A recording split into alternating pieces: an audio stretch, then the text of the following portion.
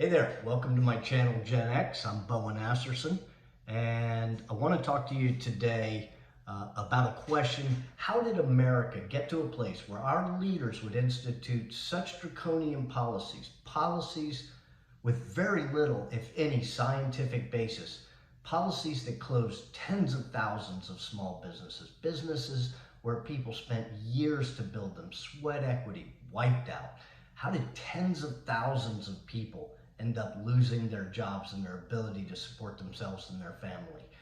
How do we institute policies that cause massive spikes in mental health deterioration, suicide, and most importantly, how do we institute policies that so severely damage the emotional, mental, social, and educational development of the most vulnerable people in our society, our children?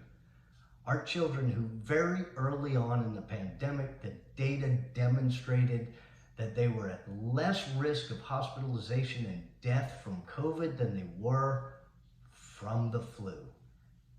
How do we get to that place? And I want to start real quick with, what is liberty? It's one of the key principles America is founded on. John Stuart Mill, a philosopher in the late 1700s, is responsible for developing the theory, the harm theory, the harm principle. And this is what America's built on, that an individual has sovereignty over what he says, what he or she does, what they think, sovereignty over their own opinions, as long as those actions do not cause actual harm to other people or their properties. That we guard against the government intrusion and encroachment on these individual liberties, and that we guard against the tyranny of social and societal pressure against the individual liberties and freedoms that our country was founded on. That's liberty. That's independence. That's something that has, for generations, been roundly accepted in America. We do not allow the government to trample individual rights. We do not allow society to place such pressure on an individual that they cannot have an opinion, that they cannot speak that opinion, that they cannot take actions subject to the consequences of those actions if they're not causing harm to other people. And how did we get to a place where we violated the very principles of freedom and independence that our country was founded on during this pandemic? There were a lot of red flags in the pandemic. I think we all remember the beginning of the pandemic where we knew very little, we didn't have a lot of data, and we were all scared when we heard that hospitals were being overrun. And it wasn't everywhere, but we certainly saw rushes to the hospital, a lot of people being hospitalized. And when the government proposed, the CDC proposed, that we would all collectively as a society participate in a 2-week lockdown to slow the spread. We would stay home. We would not go out in public. We would not risk infecting other people. As Americans, we collectively agreed, for the most part, that we were willing to sacrifice our individual independence and liberty in the short term if it could help America in the long term. I believe that had they said, we need everybody to pitch in, stay home, lock down, not go outside, not have any social interaction with other people for a year in order to protect society, I think that would have raised a lot of eyebrows. I think there would have been a lot of pushback. And when the 2 weeks ended and we saw the extensions of lockdowns, we saw Dr. Fauci and the CDC not responsible for lockdowns themselves, but pushing the idea of lockdowns, stressing those lockdowns, That should raise a red flag, and it caused a lot of issues for people in America who were fiercely independent, who truly value individual freedom and liberty. There were a lot of people that welcomed the lockdowns, those that are inclined to be overly anxious, overly scared, to want to be directed, to want somebody to tell them that they have a policy to keep them safe. To those people, it was more acceptable. But to many of us, as the data came out and as we learned more about COVID and who it actually affected, who it didn't affect, we became opposed or skeptical of these lockdowns and the efficacy of these lockdowns in their ability to stop the pandemic, stop the virus from spreading throughout the population. And there's a lot of reasons for that. Some of the first red flags that we saw was when Dr. Fauci, excuse me, came out and stated that Americans, there was no need for masks. We didn't need masks. And later switched his position and said, oh, everybody has to wear a mask. When confronted with this change in his position, he stated that the reason he did it is because we were scared. He feared that there would not be enough masks for our frontline workers in the hospitals, our first responders, our nurses, our doctors, and therefore we couldn't level with the American public and let the American public say, hey, maybe I'll sacrifice not getting so many masks. We couldn't level with the American public because they're too stupid and too ignorant, and we don't believe that they have the capacity as individuals or collectively to make a decision that we deem to be the right decision. I disagree with that. I think the American public can be entrusted and should be entrusted with all the facts and data, and that the American people have proven time and time again that we're capable of making good decisions and sacrifices when we understand why we're making this sacrifice and that sacrifice makes sense. When we're asked to make sacrifices that don't make sense, that the data doesn't support, then we get a lot of kickback. And we saw that as the pandemic progressed.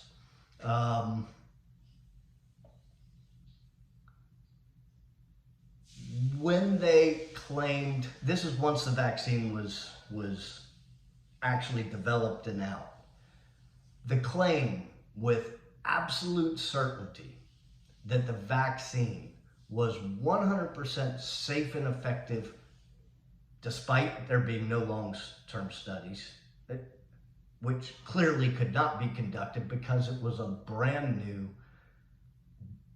vaccine developed within less than a year to combat the COVID virus. There's no long-term studies. How can anybody be so sure that a medication is safe and effective in the absence of any long-term studies? There has never been a medication that I'm aware of that does not have potentially harmful side effects. Aspirin, if you take too much of it, you could die. Ibuprofen, you take too much of it or take it for an extended period of time, causes stomach ulcers and other issues. Almost every medication ever has potentially harmful side effects. And when we began to claim, when the CDC, the experts from the government, told us with absolute certainty that there were no potentially harmful side effects from the vaccine, that should raise red flags, and it certainly did for me. They claimed that the vaccine prevented you from getting or spreading the virus. Turns out that the pharmaceutical companies, Pfizer, Moderna, never ever tested whether it would be effective in preventing you from spreading the virus. And it turns out it's not at all. Turns out that it doesn't even prevent you from getting the virus, although the vaccine is effective in reducing your chance of hospitalization or death if you do get the virus.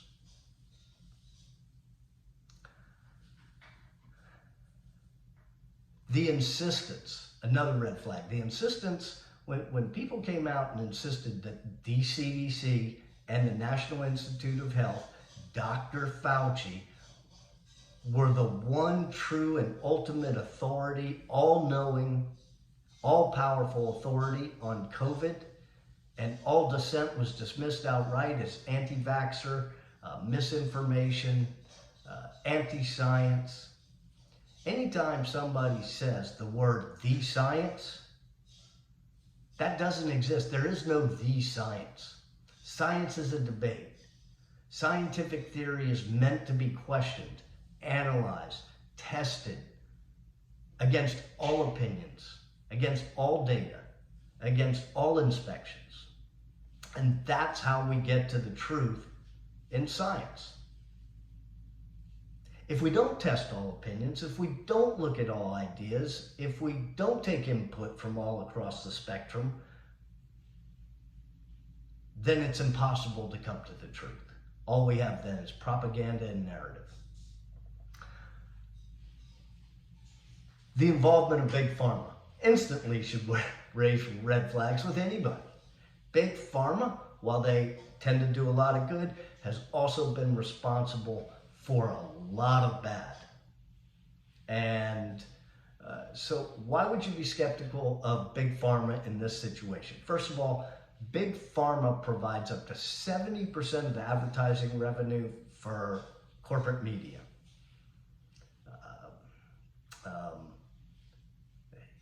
ABC, NBC, MSNBC, CNN, Fox. There's a direct conflict of interest with the media and Big Pharmacy. I think everybody can see that. I don't need to hit on it, but when you see that conflict of interest, be wary.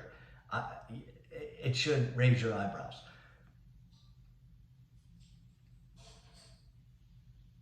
When we know that Big Pharma has immunity from lawsuits, and I'll read this, according to 42 U.S. Code 300AA-22, no vaccine manufacturer shall be liable in a civil action for damages arising from a vaccine-related injury or death associated with the administration of a vaccine after October 1, 1988, if the injury or death resulted from side effects that were unavoidable, even though the vaccine was properly prepared and was accompanied by proper directions and warnings. That's a policy that's been in place for quite a while, since 1988. Civil action. They cannot be liable for civil action. So let's take a look at what kind of violations, real quickly, what kind of things should cause a little bit of skepticism when it comes to Big Pharma and whether they're telling us the truth, whether they're sharing all the data from their clinical studies, whether they are disclosing all of the potentially harmful side effects, because there's a long, long history of Big Pharma not disclosing extremely important information about potentially harmful side effects. From 1991 to 2012, the 20 largest settlements with the Department of Justice against pharmaceutical companies under the False Claims Act ranged from $345 million to $3 billion. Those were the top 20. Merck, with the medicine Vioxx, the pharmaceutical company Merck, with a medication for Vioxx, it was a painkiller for arthritis. The data, which they failed to disclose, showed that there was severe risk of heart attack from Vioxx. Merck was accused of, and it appears in emails, that they purposefully hid this because they made billions of dollars. And even though they had to settle a class action lawsuit for thousands of people dying from heart attacks, which Merck knew would happen, They settled a $4.85 billion lawsuit for hiding data showing that it caused heart attacks.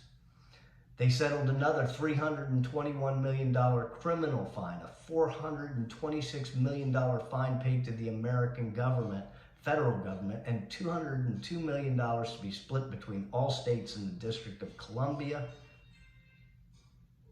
That's not a good thing. In 2021, 4 companies paid a $26 billion settlement with states over misleading and false information related to medications such as Oxycontin, oxycodone, etc., that created the opioid crisis. $26 billion.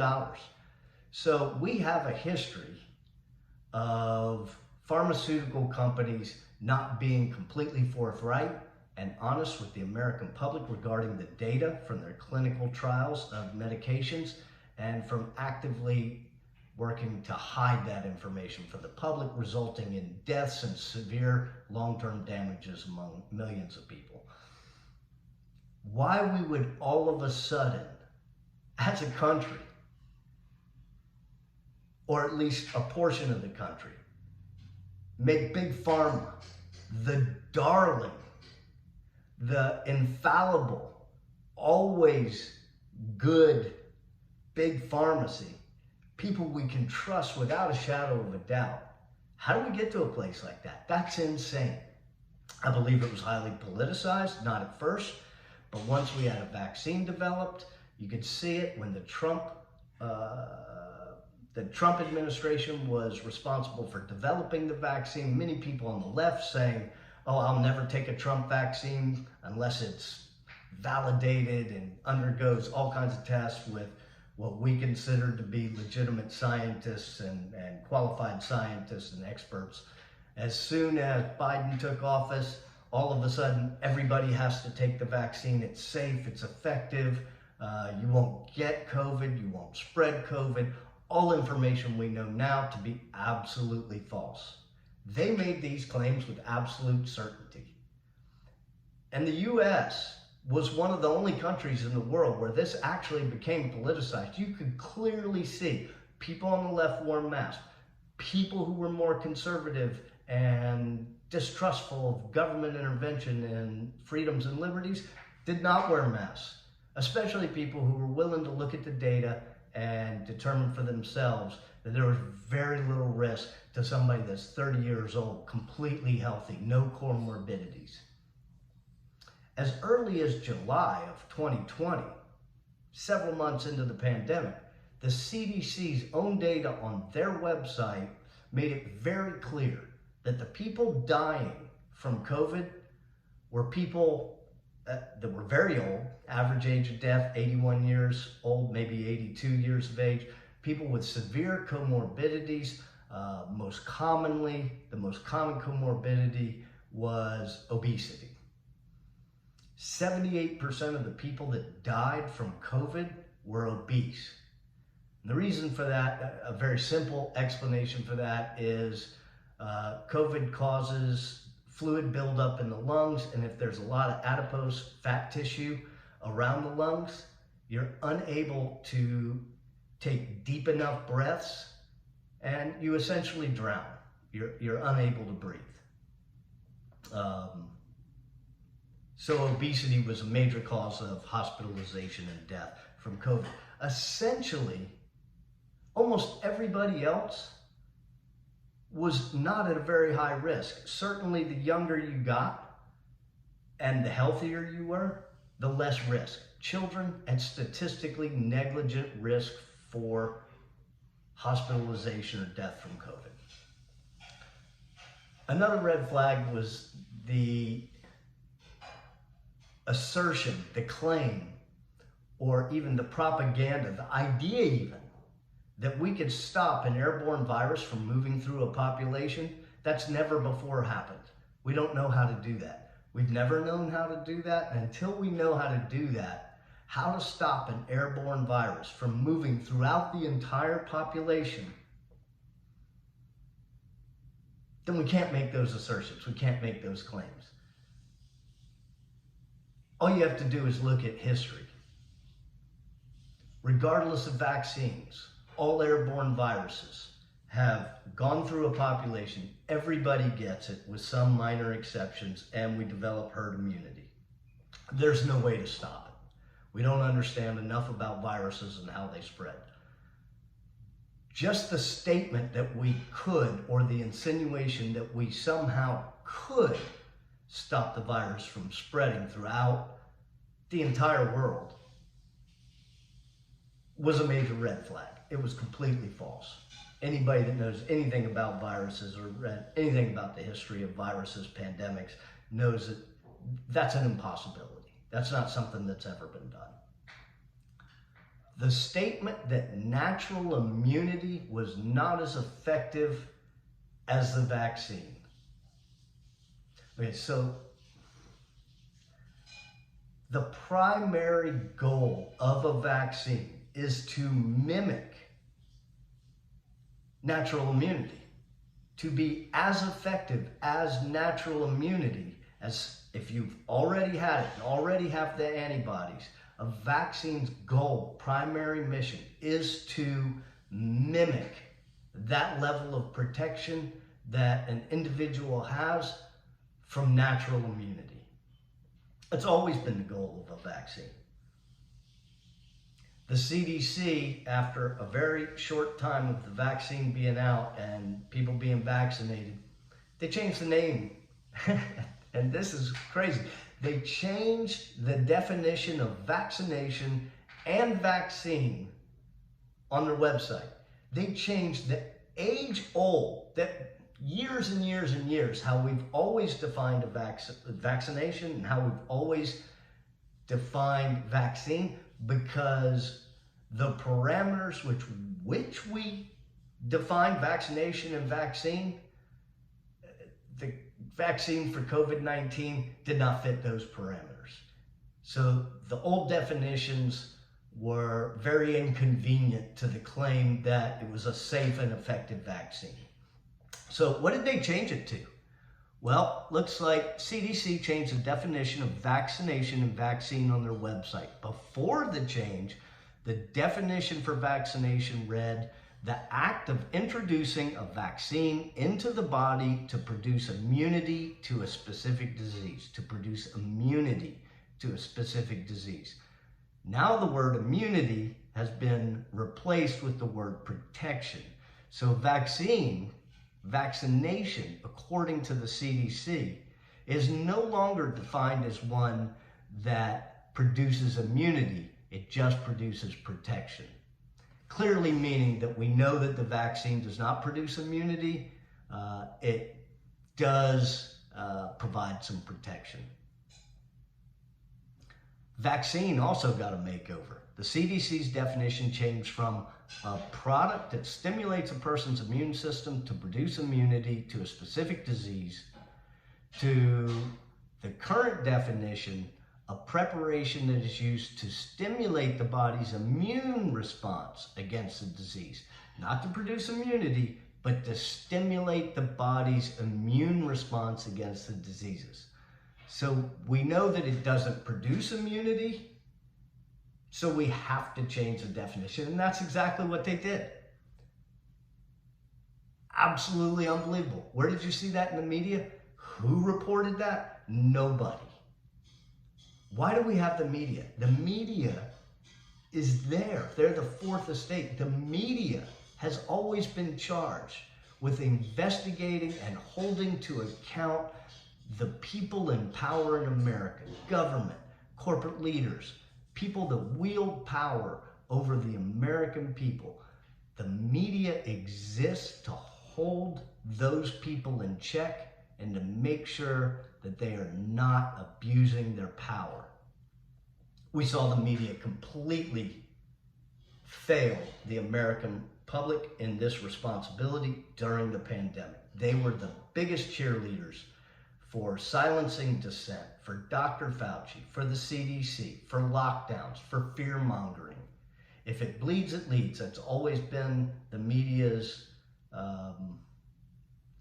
little slogan.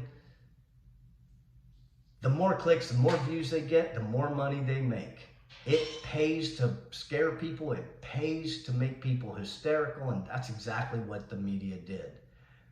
They acted like COVID-19, especially when we had all the data to the contrary, had a 50% death rate, was as lethal as the Black Plague in the Middle Ages, when clearly the death rate was less than 1%. A study done shows 40% of Democrats still believe that the hospitalization rate from if you contract COVID is between 25% and 50%. It's not even close. How did they get that impression? The media directly lied to them. And they suppressed all dissenting data, all dissenting opinion. Anybody that dared to speak out against the propaganda, against the narrative the government, the media, and our scientific institutions were pushing were labeled misinformation, anti-vaxxers, anti-science. Almost all of those opinions, all of those suppressed opinions, statements, facts have been proven to be true. The media lied, our government lied, the CDC lied, they suppressed information that was relevant and true. It was a complete disaster.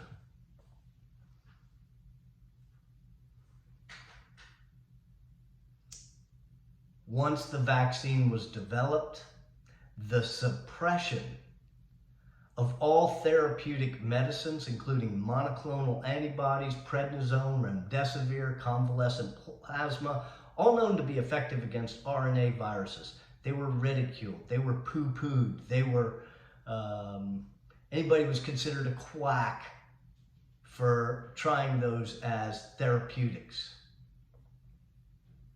Why? There's a very good reason why. To get this vaccine pushed through, the Trump administration relied on the Emergency Youth Act. And I'll read to you exactly what that is. The Emergency Youth Authorization is a tool the Food and Drug Administration, the FDA, can use to expedite the availability of medical products, including drugs and vaccines, during a public health emergency. An emergency youth authorization can only be granted when no adequate, approved, available alternatives exist and when the known and potential benefits outweigh the potential risks. So the vaccine was pushed through and did not have to go through the same rigorous clinical trials and years-long studies that the FDA requires for the development of medicines and vaccines because of the Emergency Use Act, because there was no effective therapeutic. When we found effective therapeutic treatments, they were completely suppressed, ignored, or ridiculed in the press, on social media. People were humiliated, embarrassed, banned from Twitter for even suggesting that there might be some therapeutic benefit from some of these alternative medications that have been used historically to treat airborne RNA viruses. Why? Because if there is a successful therapeutic, the FDA can no longer use the emergency youth authorization, and the vaccine cannot be promoted and forced upon people. Real simple. They denied the existence of any possible therapeutics because they wanted to push the vaccine on everybody. Why was the government so susceptible to this? Well, Big Pharma is one of the biggest special interest groups. They are the biggest donors to campaigns, politicians, to get politicians elected. On both the right and the left, Big Pharma, it contributes billions of dollars to politicians to get them elected. So how much influence do they have over these politicians? I think an awful lot. And anytime there's that kind of influence, that kind of money involved, we should be skeptical. So I get to what the Twitter files has released, and I think we've heard a lot about that. The files Elon Musk has been releasing about suppression of dissenting voices, certain opinions, anything that dissented or veered off course from what the government wanted to push. And I'll come back to the Great Barrington Declaration, but under the Trump White House and even the Biden White House, they met with and directed the heads of social media companies. This has been found in all internal emails, memos. They directed the heads of social media companies to flag any dissenting opinions from the government narrative as misinformation and specifically requested certain accounts be banned. Accounts from highly accredited, respected scientists, investigative journalists, etc.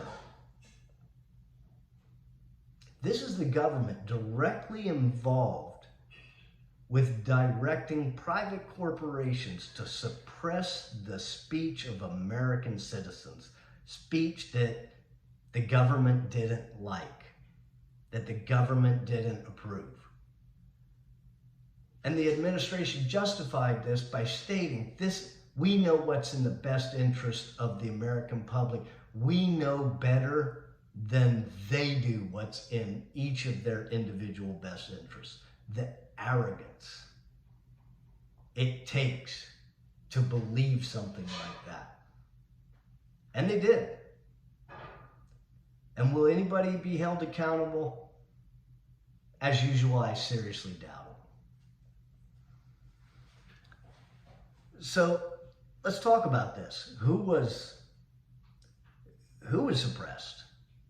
Well, we saw leading journalists or highly respected investigative journalists, highly respected doctors and scientists, and everyday Americans were banned, had their accounts banned, tweets deleted, labeled as misinformation, disinformation, anti-vaxxers.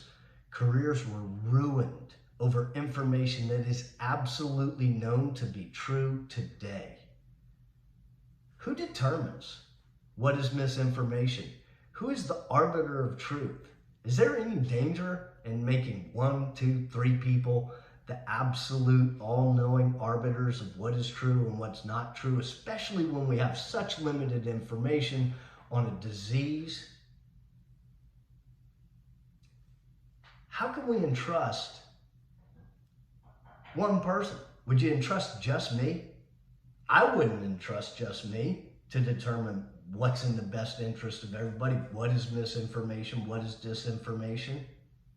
There's far too much bias involved, and no one person has access to all the information needed to determine what is misinformation, what is true, what is not true.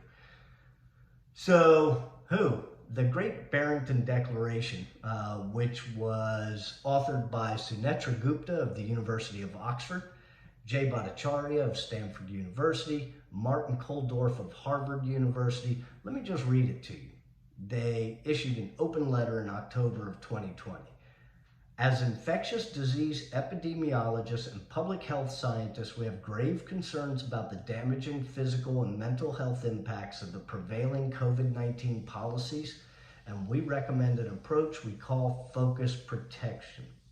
Coming from both the left and the right and around the world, we have devoted our careers to protecting people.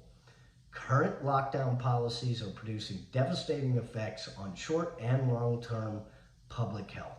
The results, to name a few, include lower childhood vaccination rates, worsening cardiovascular disease outcomes, fewer cancer screenings, and deteriorating mental health, leading to greater excess mortality in the future. More people are going to die in the future because of the current lockdown policies. That's what they're saying.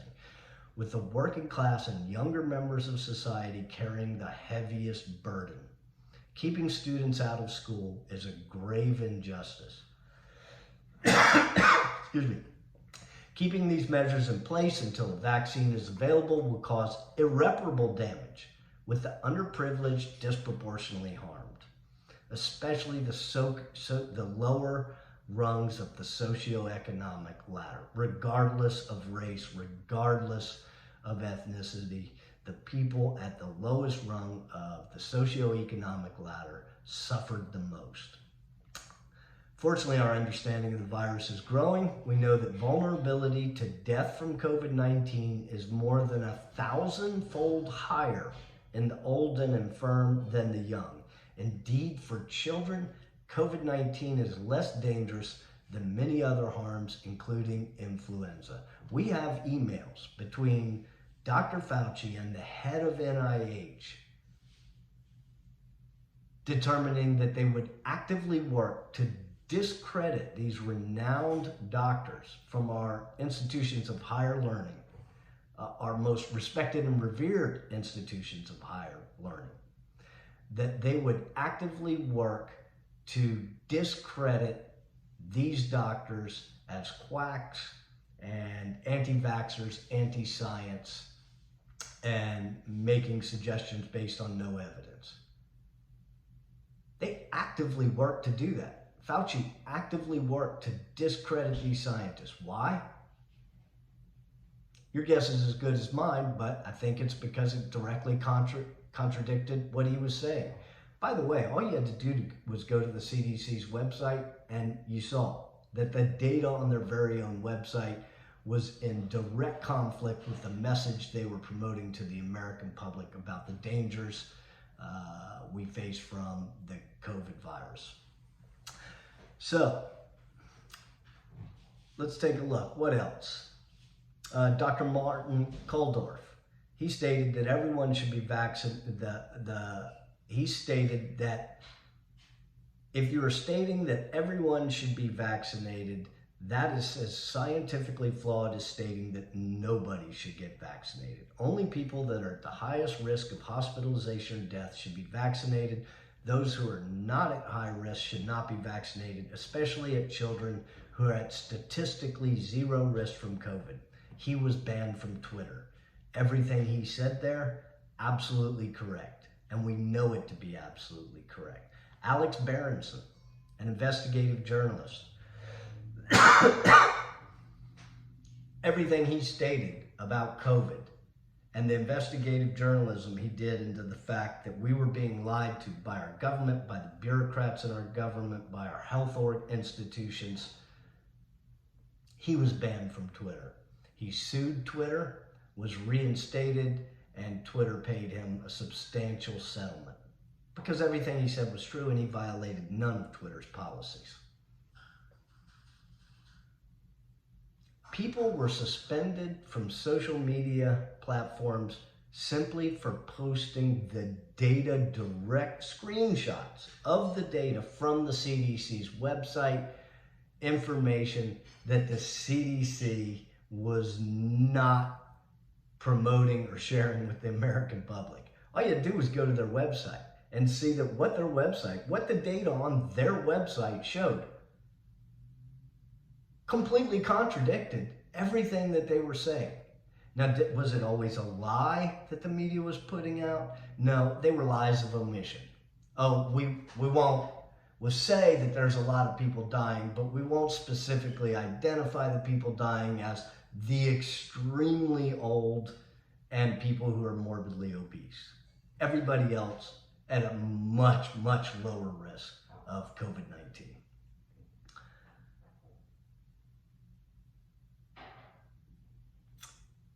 So the reason I'm skeptical of power, I think the reason a lot of us are skeptical of power is because power is insidious and seductive.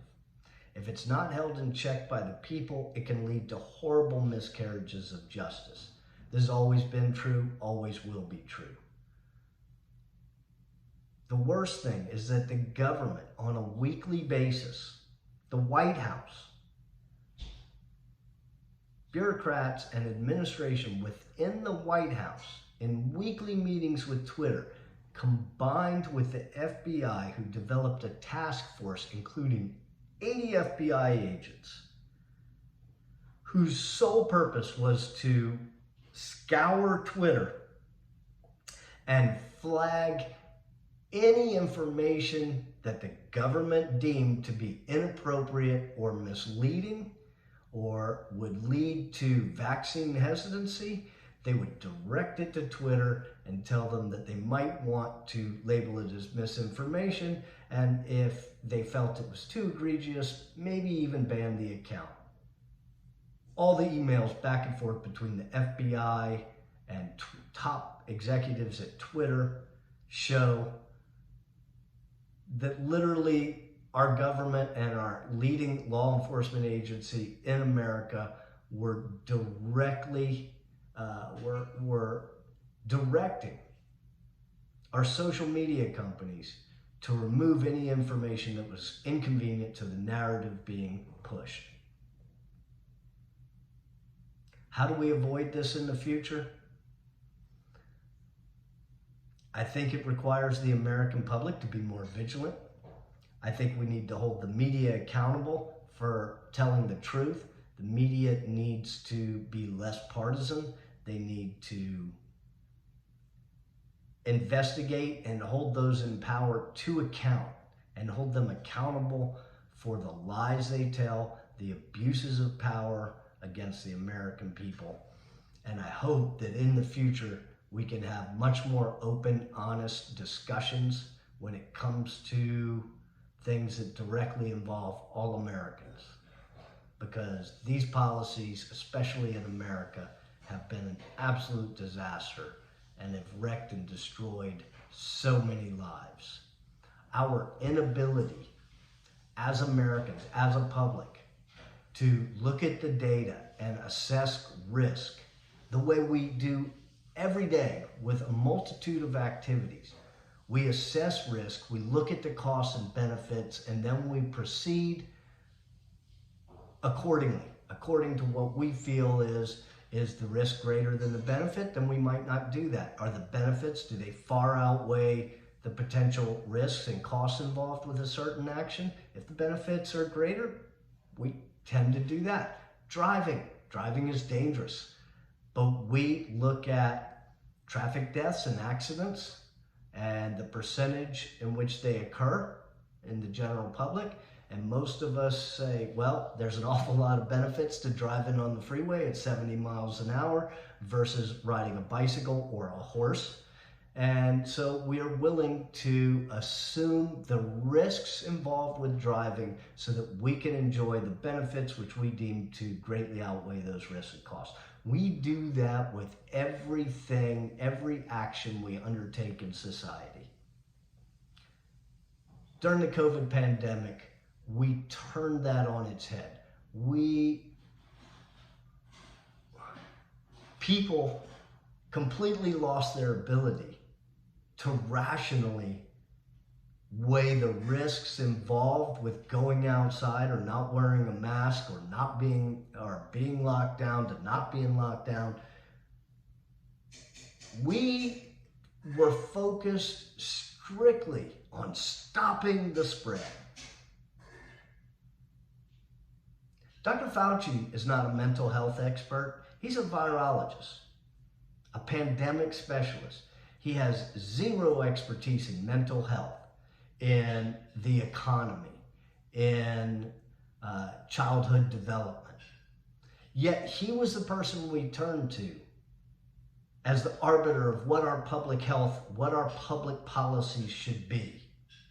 There are no solutions. There's only trade-offs, and we failed as a society to consider the trade-offs and the potential harms that would come from taking a single-minded focus approach to just stopping the virus at all costs, which, by the way, we couldn't even possibly do no matter what. So we made bad decisions. When we lose the ability to have open and honest discussions and to effectively weigh risk against costs, against benefits, then as society we make extremely poor decisions. And that's what we saw happen in the pandemic. Thanks for listening. Hope you got a lot out of it. I'll come back with more information and more discussions on different political issues facing America. And any comments, leave them below. Be happy to hear what you think. Anything I left out, anything I misstated, I'll read them, I'll take a look at them, I'll consider them. Thanks. Have a great day.